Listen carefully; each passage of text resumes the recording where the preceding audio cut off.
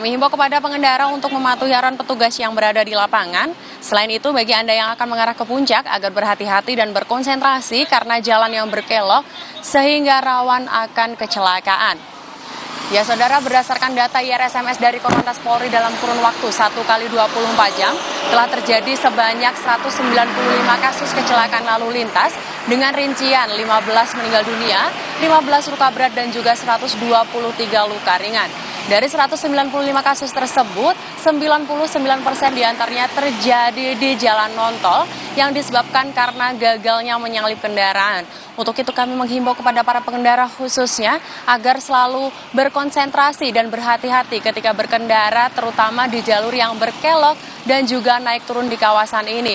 Serta juga pastikan Anda menjaga jarak aman kendaraan Anda dengan kendaraan lain demi keamanan dan keselamatan bersama. Dan untuk informasi lalu lintas selengkapnya, kami pun siap melayani Anda di 15669 atau melalui SMS Center di 9119. Stop pelanggaran, stop kecelakaan, keselamatan untuk kemanusiaan menuju Indonesia tertib dan salam presisi. Demikian Brigadir Rizka melaporkan langsung dari kawasan Simpang Gadok, Bogor, Jawa Barat. Kembali ke Asri di studio, silahkan.